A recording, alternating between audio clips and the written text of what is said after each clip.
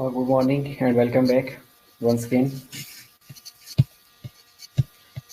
Last class में हम cancer के बारे में डिस्कस कर रहे थे, जिसमें हमने नॉर्मल सेल के बारे में डिस्कस किया, नॉर्मल सेल के कैरेक्टरिस्टिक्स के बारे में डिस्कस किया, as well as cellular adaptation क्या क्या हैं, types of cellular adaptation, atrophy, hypertrophy, types of hypertrophy and causes of types of atrophy and causes of atrophy, metaplasia, anaplasia, dysplasia and important terminology जिसमें apoptosis, oncology ये हमने discuss किए हैं. Okay,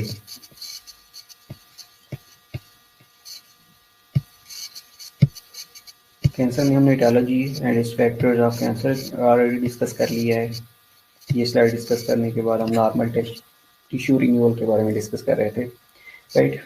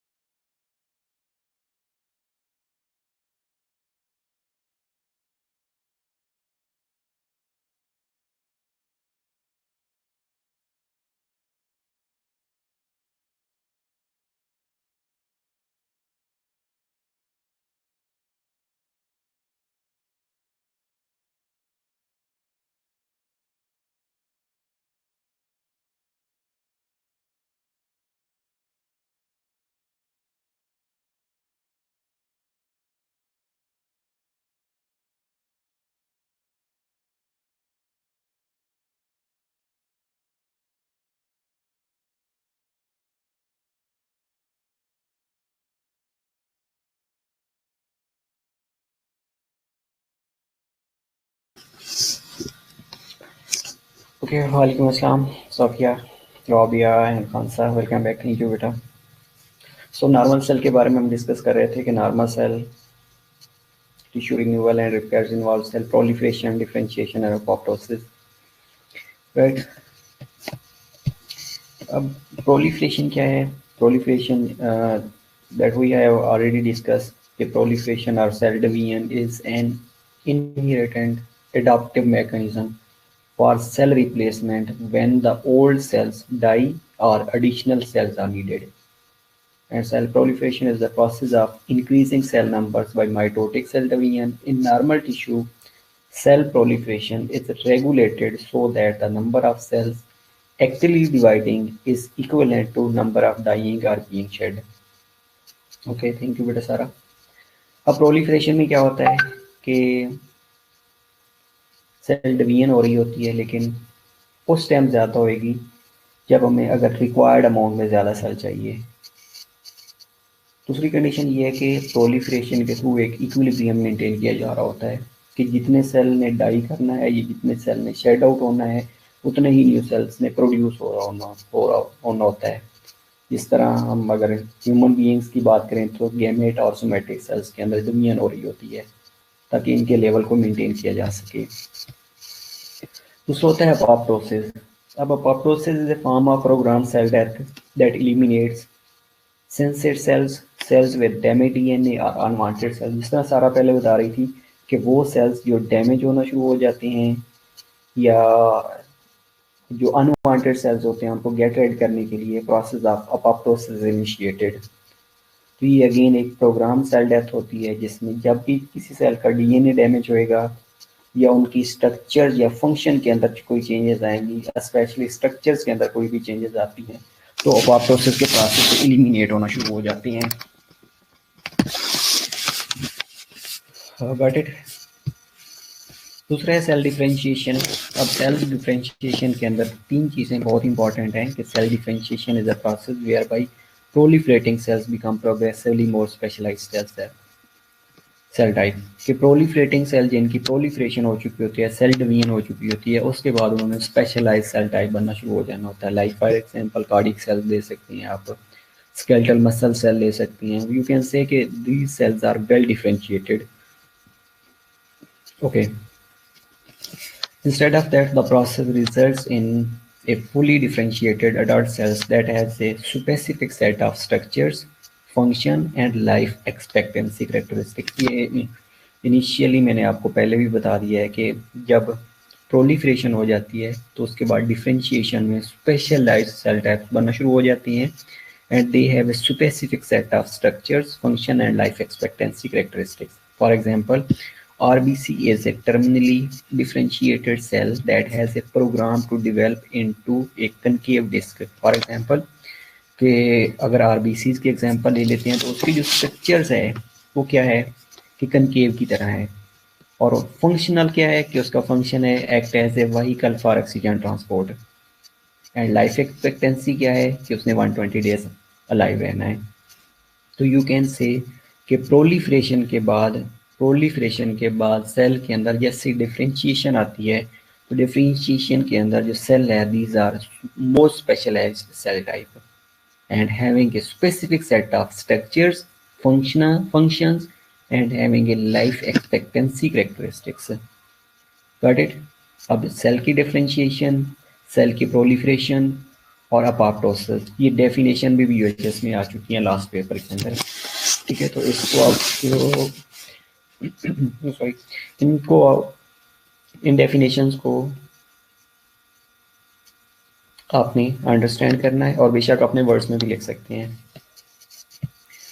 Instead of that differentiation, body cells can be divided into two large groups: the well differentiated neuron cells of skeletal and cardiac muscle that rarely divide and reproduce. Okay, इसमें ये differentiation की एक बात और भी बताई गई है कि आपने सेल की टाइप्स पढ़ी थी जिसमें मैंने आपको बताया था कि तीन तरह से सेल्स होते हैं, one is stable and continuously dividing cell और तीसरे जो सेल्स थे वो परमानेंट सेल्स थे। ये तीन टाइप्स हमने पढ़ी थी। तो जो कंटिन्यूसली डिवाइडिंग सेल्स होते हैं वो तो हर टाइम रिप्रोड्यूस कर रहे होते हैं, हर टाइम डिवाइड हो रहे होते हैं। लाइक जैसे एपिथेलियल के सेल्स हैं, चैरिटी के सेल्स हैं, मिकोजल लाइनिंग के सेल्स हैं, तो हर टाइम उनकी शेडिंग हो रही होती है और रीजनरेट कर रहे होते हैं। लेकिन जो स्टेबल सेल्स होते हैं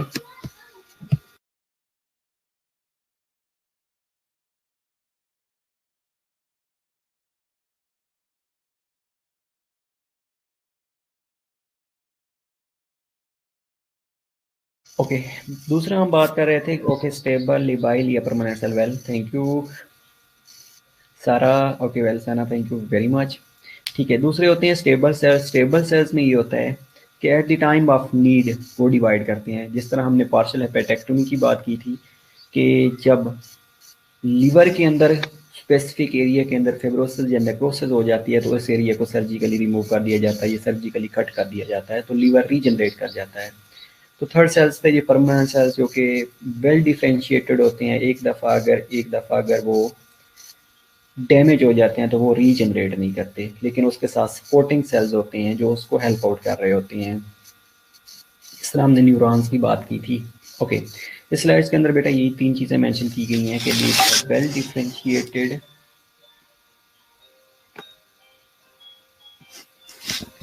okay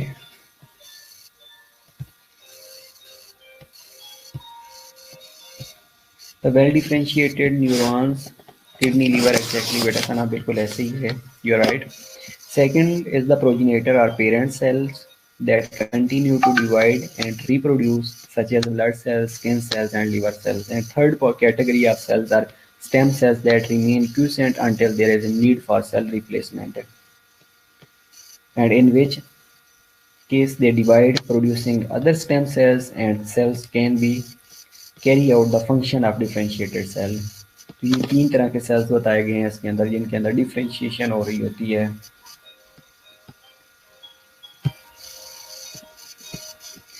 Or differentiation cells can be well differentiated, moderately differentiated, or poorly differentiated grade of the cancer cells. अब इनको जब हम ग्रेडिंग कर रहे होते हैं तो उसमें हम ये देख रहे होते हैं कि सेल्स वेल डिफरेंशिएटेड हैं, मॉडरेटली डिफरेंशिएटेड हैं या पोअरली डिफरेंशिएटेड है, depending on the grade of the cancer cell. The more cell a cancer cell looks, the lower its grade. The more abnormal or less well developed a cancer cell is, the higher the its grade. And low, medium और high grade it is also called as grade 1 है, grade 2 है, grade 3 है, और जो grade 1 होगा वो low grade में आएगा. ये हम टीएनएम सिस्टम ऑफ ग्रेडिंग जिसमें हम डिस्कस करेंगे उसमें आपको ये 3 लाइंस बड़ी इजी समझ आ जाएंगी. एग्जैक्टली ऐसा ना बेटा, स्टिमुलस मिलता है तो वो डिवाइड होती हैं, अदरवाइज वो डिवाइड नहीं होते. स्टेबल सेल्स की अगर हम बात करते हैं तो, और जो कंटिन्यूसली डिवाइडिंग सेल्स हैं वो तो हर टाइम डिवाइड हो रहे होती हैं, क्योंकि इक्विलिब्रियम को मेंटेन करना होता है ना, जितनी शेडिंग होगी उतने ही रीजनरेट करनी होती हैं. Okay, characteristics of cancer cell के कैंसर सेल्स की कैरेक्टरिस्टिक्स क्या क्या हो सकती हैं. Cancer cells are different to normal cells in several ways. They do not die if they move to another parts of the body. अब अगर इनकी मूवमेंट की बात करते हैं तो जहाँ जहाँ ये मूव करेंगे ये डाई नहीं होंगे, क्योंकि ये मिच्योर ही नहीं होते, ये इमेच्योर फॉर्म में होती हैं. और दूसरा मैंने ये भी आपको बताया था कि जो कैंसर सेल्स होते हैं वो एक दूसरे के साथ स्टिक नहीं करते. अगर हम कोगुलेशन पाथवे की बात करती हैं तो मैंने ये बताया था कि जैसे किसी जगह के ऊपर इंजरी होती है तो वहाँ प्लेटलेट की एडिशन और एग्रीगेशन होना शुरू हो जाती है. शायद आपको याद हो कि एडिशन और एग्रीगेशन का प्रोसेस, लेकिन वहाँ पे सेल क्या एक दूसरे के साथ स्टिक कर रहे होती हैं, लेकिन जो कैंसर सेल्स होंगे वो एक दूसरे के साथ स्टिक ही नहीं करते. And that's why cancer cell do not stop reproducing unlike normal cells. Normal cells की तरह इनके अंदर रिप्रोड्यूसिंग का जो प्रोसेस है वो स्टॉप नहीं होता. And cancer cell do not stop reproducing after they have doubled 50 to 60 times. Even के ये 50 to 60 टाइम्स भी ज़्यादा हो जाते हैं तब भी ये रिप्रोड्यूस करते रहते हैं, तब भी इनके अंदर जो रिप्रोडक्शन का प्रोसेस है वो इनहिबिट ही नहीं होता. Instead of that, cancer cells do not obey signals from other cells, something in the cancer cell. Okay. अब नॉर्मल सेल सिग्नलिंग सिस्टम में हमने ये बात की थी कि डीएनए होता है. डीएनए क्या करता है, कंट्रोल सेंटर होता है हर सेल का. नॉर्मल सेल की अगर हम बात करें तो वो डीएनए क्या करता है, पूरे सेल को कंट्रोल कर रहा होता है कि कब किसने शेड आउट होना है, कब किसने डाई करना है, कब किसने फ्रेजाइल होना है, कब किसकी स्ट्रक्चर के अंदर डेविएशन आनी है, कब के किस सिस्टम ने इसको फेगोसाइटोसिस करनी है. तो ये एक सिग्नलिंग पाथवे होता है, लेकिन जब कैंसर सेल होएगा वो इस सिग्नलिंग पाथवे को ओबे ही नहीं करता. इसके अलावा दिस में भी because the genes that tell the cell to reproduce keep on firing. वो जीन्स, वो जेनेटिक मेकअप, वो डीएनए जिसने अपोप्टोसिस के प्रोसेस को इनिशिएट करना होता है, या सेल डिवीजन के थ्रू या प्रोलिफरेशन के थ्रू या डिफरेंशिएशन के थ्रू एक लेवल को मेंटेन करना होता है, वो लेवल मेंटेन ही नहीं कर पाता. जैसे ही प्रोटो ऑन्कोजीन ऑन्कोजीन के अंदर कन्वर्ट हो जाती है तो ऑन्कोजीन क्या करती है, फायरिंग करती रहती है, फायरिंग करती रहती है कि नए सेल प्रोड्यूस होते रहती हैं.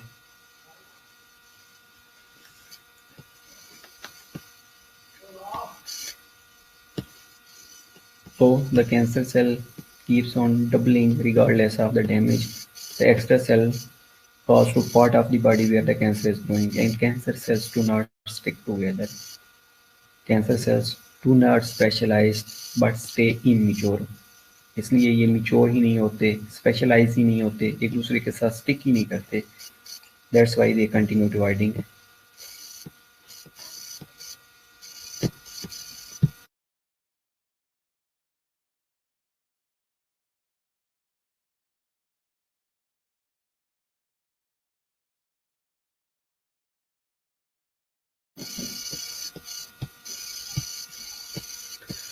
अब आ जाए ट्यूमर की तरफ। कैंसर सेल के कैरेक्टरिस्टिक्स ये इंपॉर्टेंट हैं।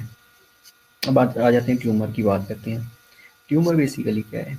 Tumour is a swelling that can be caused by a number of conditions, including inflammation or trauma, but more recently the term has been used to define a mass of cell that arises because of overgrowth। अगर किसी area के अंदर, किसी specific area के अंदर cell की over growth हो गई है, वहाँ पे एक विजिबल आपको स्वेलिंग नज़र आएगी, और उस स्वेलिंग को हम कह रहे होते हैं कि ये ट्यूमर बन गया है, यहाँ पे मास एकमुलेट हो गया है, सेल की ग्रोथ होना शुरू हो गई है, ये सेल यहाँ पे रिप्रोड्यूस कर रहे हैं, तो उसको कहा जाता है tumour. Although not synonymous, the term tumor and neoplasm often are interchangeably, लेकिन ट्यूमर एक सेपरेट चीज़ है और न्यूप्लाज्म एक सेपरेट चीज़ है। न्यूप्लाज्म में मतलब कि न्यू ग्रोथ हो रही होती है, वो इधर बिनाइन ट्यूमर हो या मलिग्नेंट ट्यूमर हो।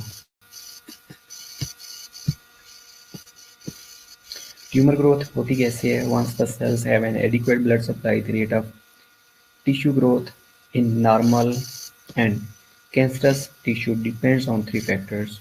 One factor is that the number of cells that are actively dividing are moving through the cell cycle.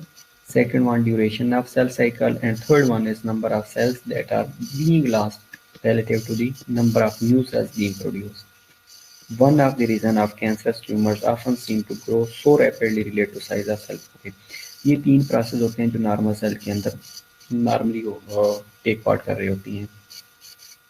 लेकिन होता क्या है सर्टेन कंडीशन में कि जो ट्यूमर सेल की ग्रोथ हो रही होती है उस एरिया में ब्लड सप्लाई इंक्रीज होना शुरू हो जाती है। ब्लड सप्लाई इंक्रीज होएगी तो वहाँ पे जो टिश्यू की ग्रोथ है अब नॉर्मली इंक्रीज होना शुरू हो जाती है, क्योंकि पीछे से एक ट्रिगर आ रहा होता है, पीछे से अब नॉर्मल सिगलिंग का कैस्केड आ रहा होता है। अब नॉर्मल चीज उसको रिपीटेडली एक्टिवेट कर रही होती है, और जो नॉर्मल सेल साइकिल का ड्यूरेशन है वो प्रोलॉन्ग हो सकता है। न्यू सेल्स की सिग्नलिंग अब नॉर्मल होने के रिजल्ट में प्रोडक्शन ज़्यादा से ज़्यादा हो सकती है, इसलिए जो कैंसर सेल्स हैं वो रैपिडली ग्रो कर रहे होते हैं देन नॉर्मल सेल।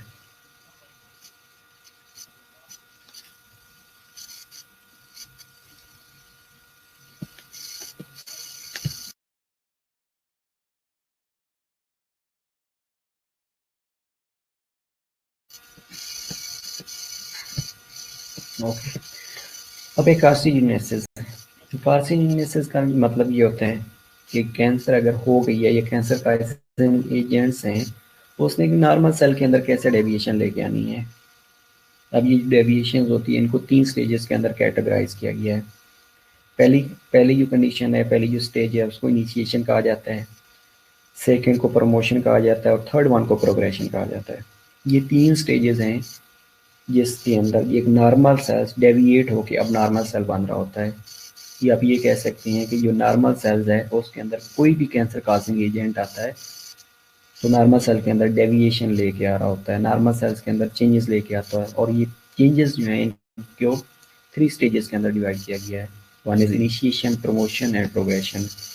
इनिशिएशन में क्या होता है? इनिशिएशन में exposure of the cell to appropriate doses of a carcinogenic agent that makes them susceptible to malignant transformation। अब हमने कार्सिनोजेंस की बात की थी कि कौन कौन से रिस्क फैक्टर्स हो सकते हैं, कौन कौन से कार्सिनोजेंस हो सकती हैं। फॉर एग्जांपल रेडिएशन ले लें, बैक्टीरिया वायरस ले लें, इसके अलावा केमिकल्स ले लें, वट एवर कोई भी एक्सपोजर ले लें, कोई भी कार्सिनोजेनिक इन नेचर ले लें या कोई भी कार्सिनोजेनिक एजेंट ले लें। अब जैसे ही कार्सिनोजेनिक एजेंट आएगा तो ये क्या करेगा? Mutation of genetic structure. पहला काम जीन्स के अंदर म्यूटेशन लेके आएगा। और मैंने पहले भी आपको बताया था कि जो प्रोटो-ऑन्कोजीन होती है, जैसे ही उसके अंदर म्यूटेशन आती है that will be converted into oncogene. अब क्या करेगा? पहला काम इनिशिएशन के अंदर एक्सपोजर होएगा। एक्सपोजर होने के बाद एक्सपोजर होने के बाद क्या करेगा, जीन्स के अंदर म्यूटेशन लेके आएगा। और तीसरा काम है as a potential to develop into the clone of neoplastic cells, उसके बाद उनकी कॉलोनीज में कन्वर्ट करना शुरू कर देगा। जैसे जीन्स के अंदर म्यूटेशन होएगी, जीन्स के अंदर म्यूटेशन होने के बाद जो न्यू प्लास्टिक सेल्स हैं उनकी कॉलोनीज बनना शुरू हो जाती हैं। इनिशिएशन के अंदर ये काम हो रहा होता है। दूसरा काम होता है प्रमोशन।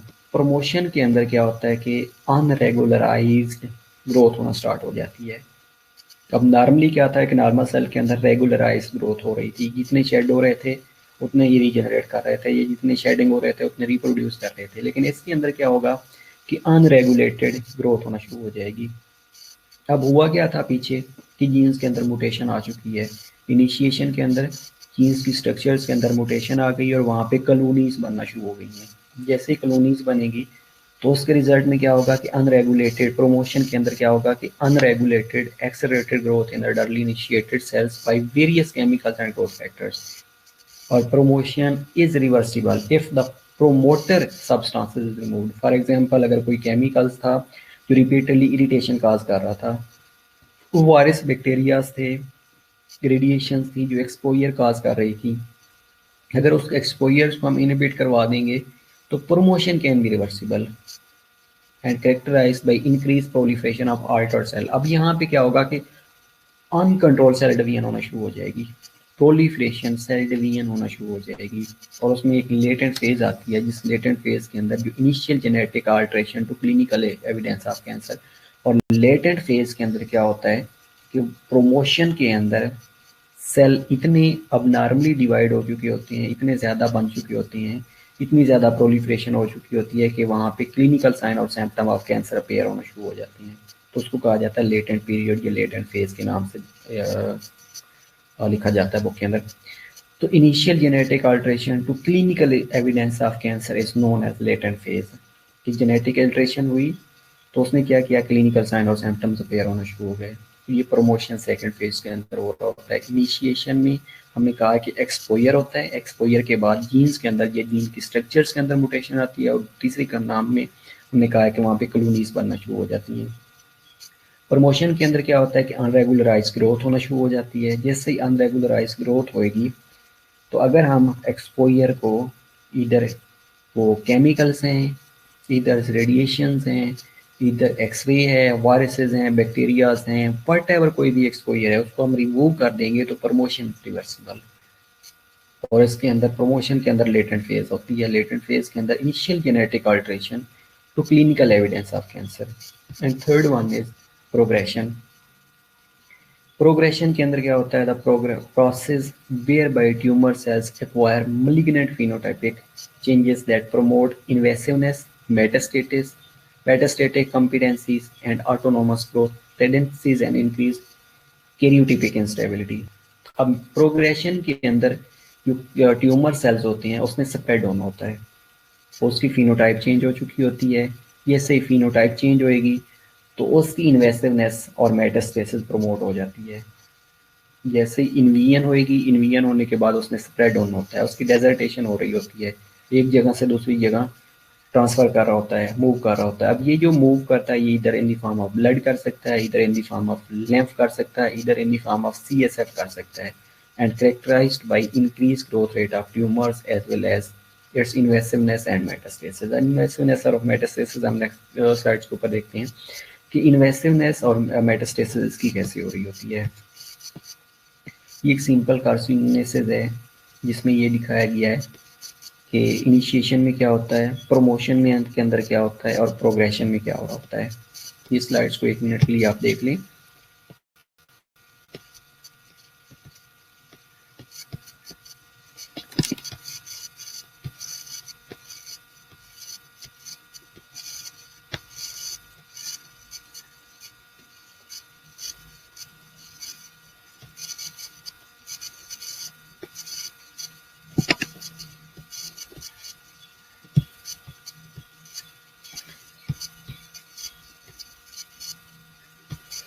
ओके, इनिशिएशन में हमने कहा था कि कोई भी कार्सिनोजेनिक एजेंट आता है, इधर in the form of viruses है, बैक्टीरियाज हैं, हार्मोन्स हैं, केमिकल्स हैं, हेरिडिटरी फैक्टर्स हैं, वट एवर कोई भी एक्सपोजर टारगेट सेल्स करेगा, उसका DNA को चेंज करने करेगा। म्यूटेशन लेके आएगा, म्यूटेशन लेने के बाद वहाँ पे कॉलोनीज बनाएगा। अब कॉलोनीज जैसे ही बन जाती हैं उसके बाद प्रमोशन होती है। प्रमोशन के अंदर क्या हो रहा होता है कि जो कैंसर सेल्स हैं वहाँ पे अब नॉर्मल ग्रोथ बढ़ना शुरू हो जाती है, प्रोलिफरेशन बढ़ना शुरू हो जाती है। जैसे ही प्रोलिफरेशन होएगी, प्रोलिफरेशन के रिजल्ट में मेटास्टेसिस और माइटोटिक डोमेन इंक्रीज हो जाती है। माइटोटिक डोमेन जैसे इंक्रीज होएगी तो ये alteration in genetic makeup leads to evidence of sign और सिम्टम्स, तो एक लेटेंट फेज को लीड करेगा। और लेटेंट फेज के बाद साइन और सिम्टम्स अपेयर होना शुरू हो जाएंगे और हमें पता चल जाएगा कि कैंसर हो गई है। देन लीड्स टू प्रोग्रेशन, और प्रोग्रेशन के अंदर क्या होता है कि इन्वेसिवनेस और मेटास्टेसिस को देखा जा रहा होता है, किसने स्प्रेड कैसे होना है, इन्वेड कैसे करना है और स्प्रेड कैसे होना है।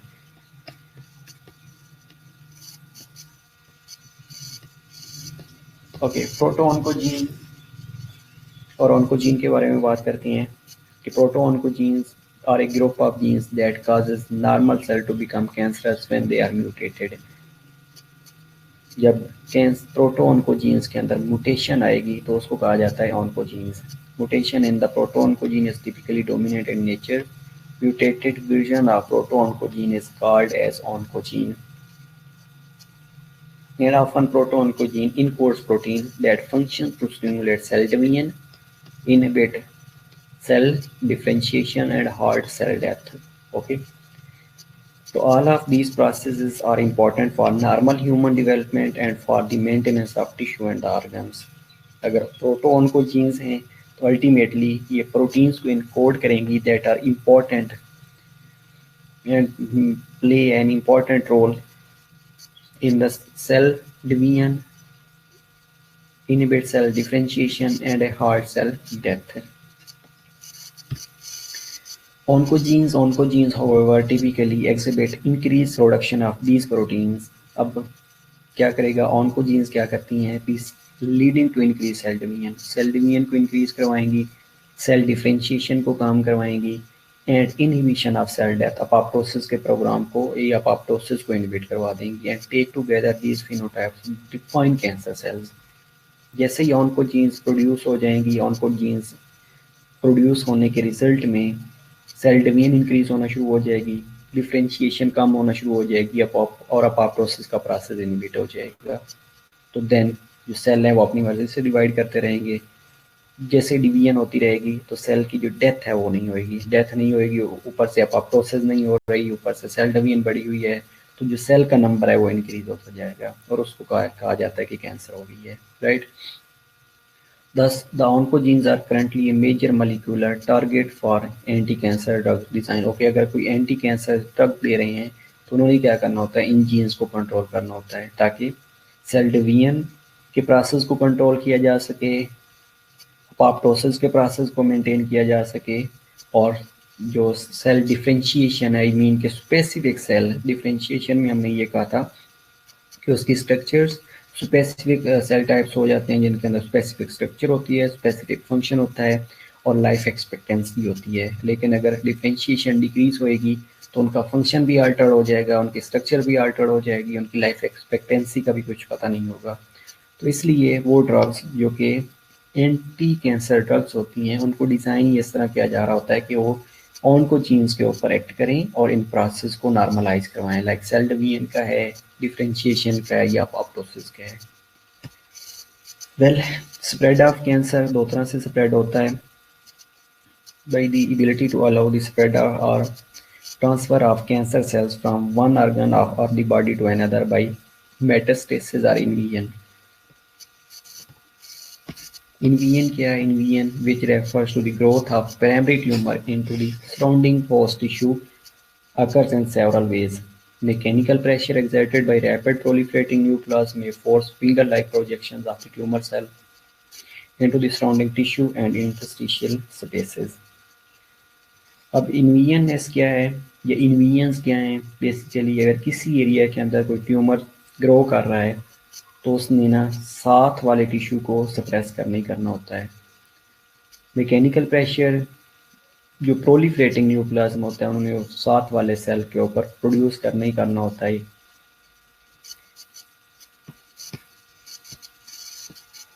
दूसरा होता है metastasis, spread of cancer from primary sites to distant side, कि एक जगह पे अगर कैंसर था तो उसने एक जगह से जब दूसरी जगह स्प्रेड होना है तो उसको कहा जाता है metastasis. And tumour cell travel through blood और lymph circulation to other body areas and invade tissue and organ there. अब मेटास्टेसिस तीन तरीके से नॉर्मली हो रही होती है, इधर थ्रू lymph, इधर थ्रू ब्लड, और या तीसरा CSF है। And primary tumors, the original site of the malignancy, or secondary tumor sites, areas where the malignancy has spread metastasis. Primary tumors वो होते हैं जो कि ओरिजिनल साइट से ओरिजिनेट हो रहे होते हैं, और सेकेंडरी ट्यूमर्स वो होते हैं जो कि अगर किसी प्राइमरी ट्यूमर की मेटास्टेसिस हो गई है, लाइक ब्लड के थ्रू मेटास्टाइज होकर किसी और एरिया के अंदर ग्रो करना शुरू कर दिया है, तो उसको सेकेंडरी ट्यूमर्स का नाम दिया जाता है। Common sites for metastasis are lymph nodes हो सकती हैं, लीवर हो सकता है, लंग्स हो सकता है, बोन्स हो सकती हैं और ब्रेन्स हो सकती हैं। 50 to 60% of tumors have metastasized by time. Primary tumors identified, primary tumors, secondary tumors 50 to 60% identify किए जा रहे होते हैं। And lymph most common and blood are key mechanisms by which cancer cells spread। और तीसरा एंजियोजेनेसिस है कि वो अगर न्यू ब्लड वेसल की फॉर्मेशन हो रही होती है तो उसके थ्रू भी स्प्रेड हो रहा होता है। ओके, ये स्टेप ऑफ मेटास्टेसिस है। ये एक मिनट स्लाइड्स को देखिएगा, उसके बाद इसको डिस्कस कर लेती हैं।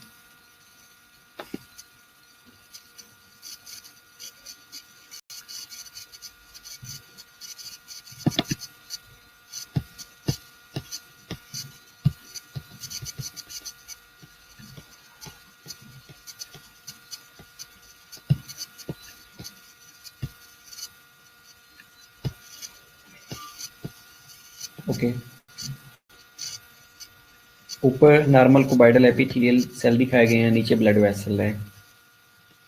अब होगा क्या, सबसे पहले कि malignant transformation, some normal cuboidal cells have undergone malignant transformation and have divided enough time to form a tumor area within the cuboidal epithelium।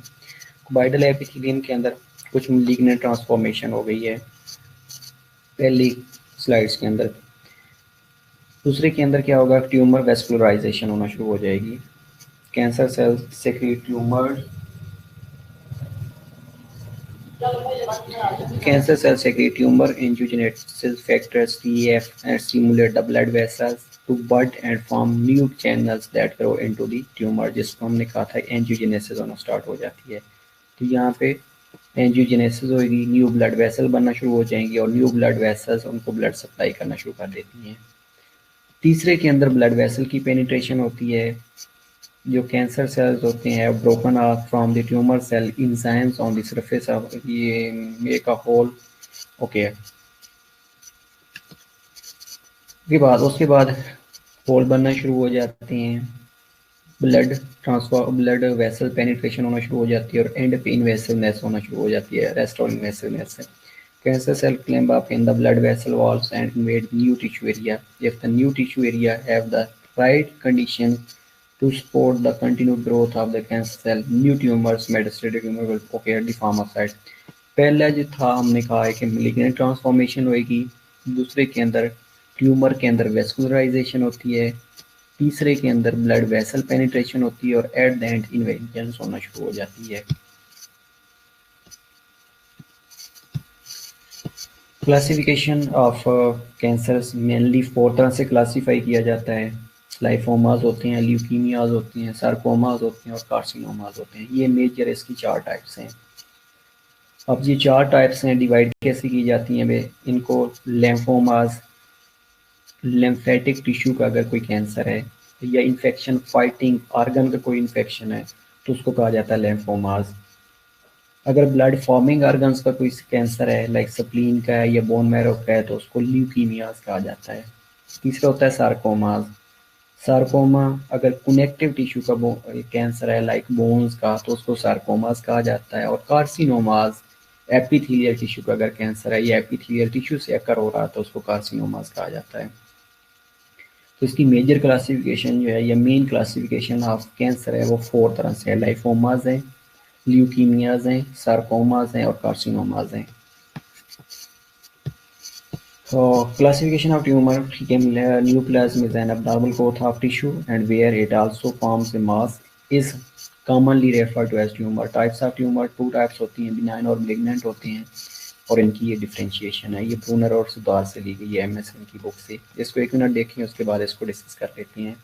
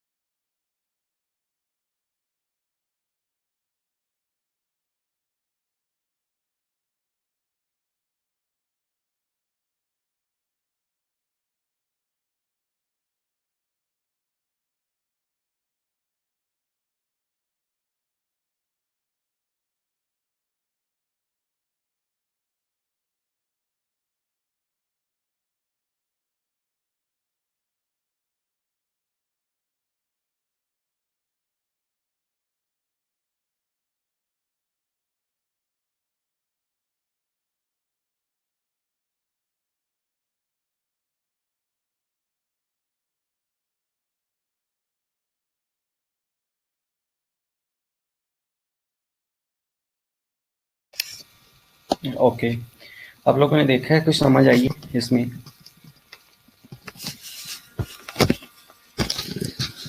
What are the characteristics of benign and malignant neoplasm. और ये UHS का again question है। UHS में ये आ रहा होता है कि बिनाइन और मैलिग्नेंट में क्या डिफरेंस है, या what are the characteristics of benign and malignant neoplasm.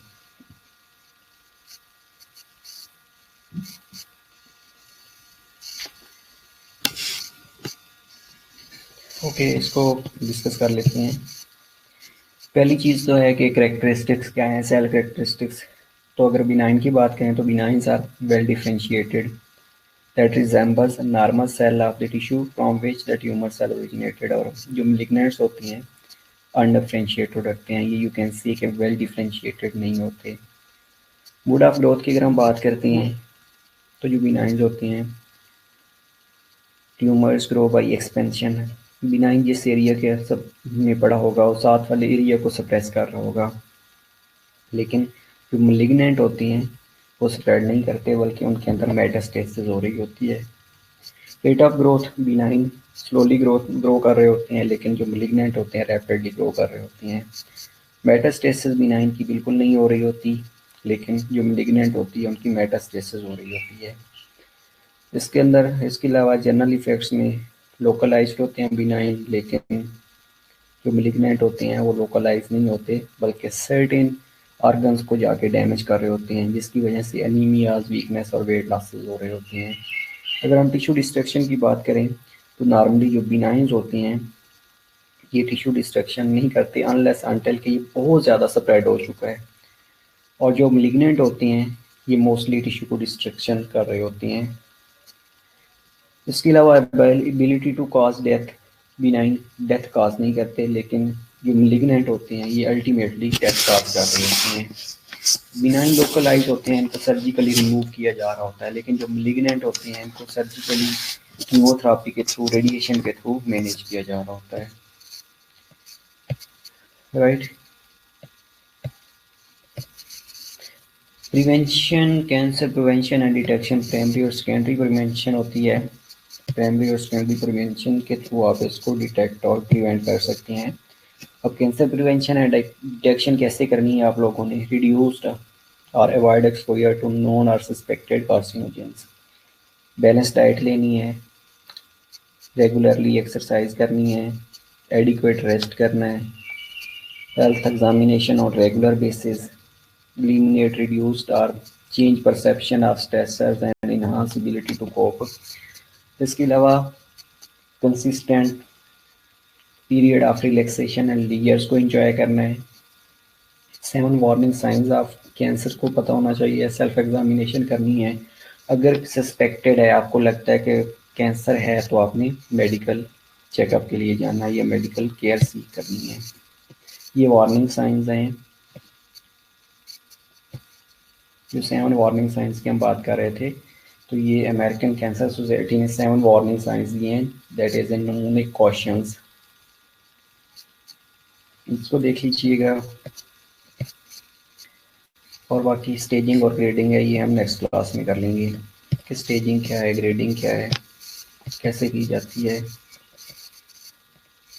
TNM system of staging और ग्रेडिंग क्या है, ठीक है।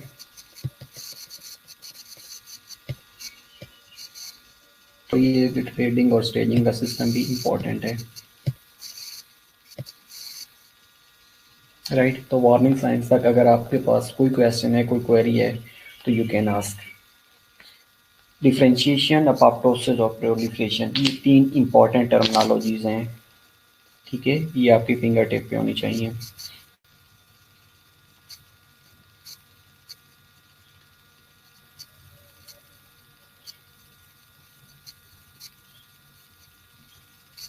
इसके अलावा नॉर्मल और अब नॉर्मल सेल के बारे में आप लोगों को पता होना चाहिए। टेस्ट कौन से चैप्टर का है बेटा? ग्रुप में फाइनल किया था आप लोगों ने इन्फ्लेमेशन वाले चैप्टर का, सर आई थिंक।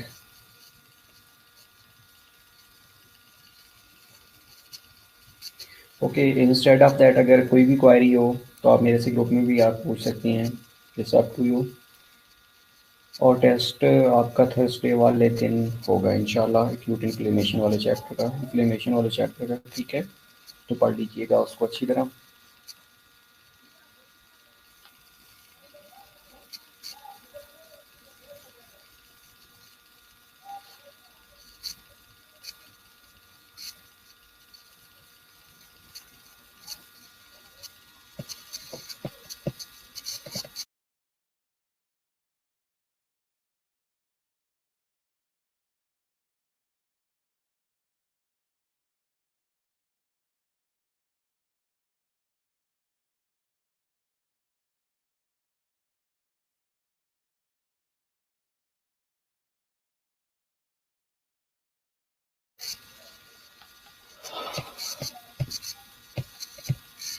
ओके, बाकी कल आप मुझे अटेंडेंस भेजिएगा, ठीक है। इसके अलावा कोई और क्वेरी हो तो पूछ सकते हैं आप।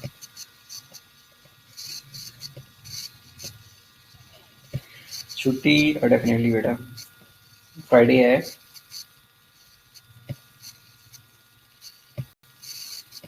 ठीक है, एंजॉय करें।